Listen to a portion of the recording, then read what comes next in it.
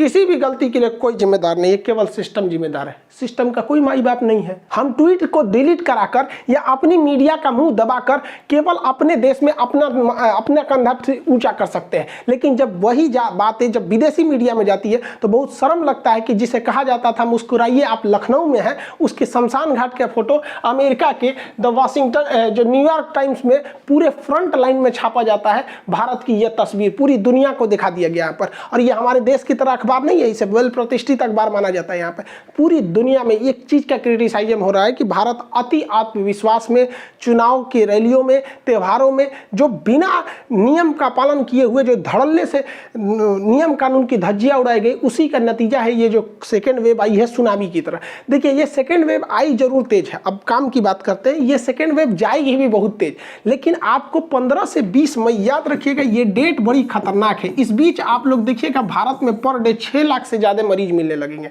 क्योंकि इस बीच तक हम लोग के पास इंफ्रास्ट्रक्चर है ही नहीं है। जो ऑक्सीजन प्लांट बोले गए हैं लगाने के लिए या जो लग रहे हैं, इन्हें 15 से 20 दिन लग जाएंगे। इस बीच आप अपने आप को बचा के रखिए, आपके लिए और देश के लिए बेटर है। देहात में क्या होता था, हम लोग के यहाँ जब कभी बारात ज़्यादा आ जाती थी और खाना घट जाता था तो हम लोग बाराती को बताते नहीं थे कि खाना घट गया, हम लोग उन्हें एक प्रोग्राम में लेके चले जाते थे। इधर से आप कुछ मंत्र बोलिए, उधर से वो बोलते थे, कंपटीशन होता था कि हम कितना जानते हैं, आप कितना जानते हैं, लड़की वाला और लड़का वाला। ये कंपटीशन 1-1.5 घंटा चलता था, लोग भूल जाते थे। इसी बीच जो जब खाना बन जाता था तो गांव के बुजुर्ग आदमी बोलते थे, अरे अरे चलिए चलिए बारात को पहले खाना तो खिला दीजिए, उधर खाना बन जाएगा। इसलिए ये 15 दिन वेट कीजिए ताकि सरकार जो लगा रही है ऑक्सीजन प्लांट वगैरह वो अच्छे से लग जाए। उसके बाद आप देखिएगा कि जिस तरह से ये कोरोना का सेकेंड वेव आया है उसी तरह से ये डाउन होगा।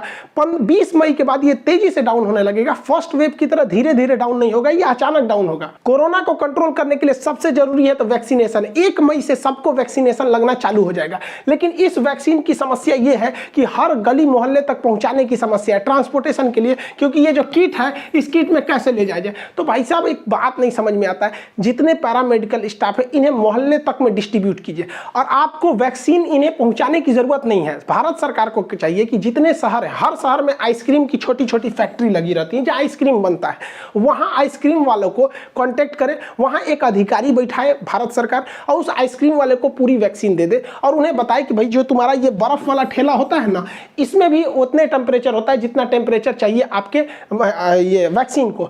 इनको कहिए ये गली मोहल्ले तक पहुंचा देंगे। जिस तरह से मोहल्ले मोहल्ले में पोलियो ड्रॉप पिलाया गया ना, ये आइसक्रीम वाले चाहे ना तो मोहल्ले मोहल्ले घर घर जाके वैक्सीनेशन का काम कर सकते हैं। इनके साथ बस नर्स लगा दीजिए, एक मोहल्ले में एक नर्स रहेगी, ये आइसक्रीम लगाएगा, इसमें पास वो होता है भोंपू पोपू पोपू बोलते रहता है, सब लोग आके लगवाइए लेंगे यहाँ पर।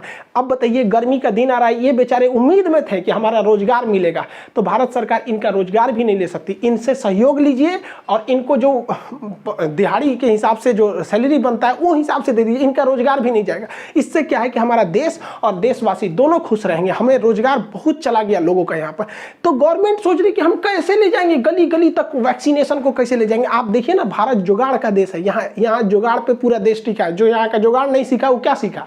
जब तक दवाई नहीं तब तक ढिलाई नहीं। अपने हाथों को बार बार अच्छे से धोते रहिए।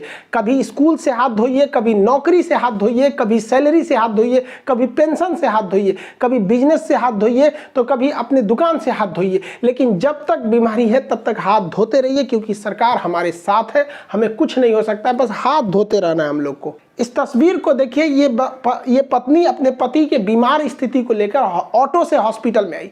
हॉस्पिटल में ऑक्सीजन की कहीं भी व्यवस्था न होने की वजह से बेचारी कहीं भी फोन लगाती रह गई, कोई रिस्पांस करने वाला नहीं था।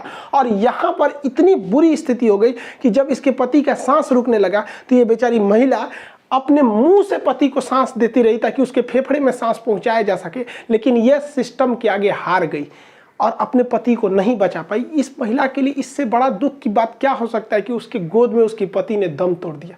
ये ऐसा देश देखने के लिए हम लोग थे, हाँ, ऐसा देश देखने के लिए। कितना दुख की बात है हम लोग के लिए कि रामनवमी के पावन महीने में जहां गली गली में जय श्री राम के नारे गूंजते थे, आज उसी गलियों में राम नाम सत्य है से चिताएं गूंज रही हैं।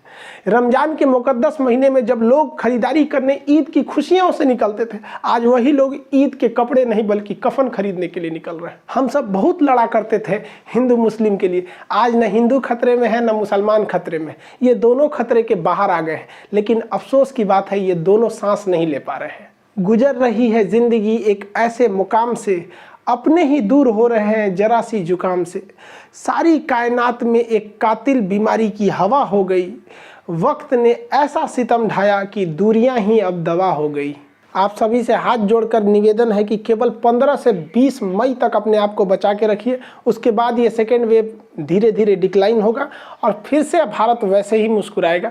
लेकिन थोड़ा सा होता क्या है कि बुरा वक्त बड़ा देर से कटता है, लेकिन क्या कीजिए।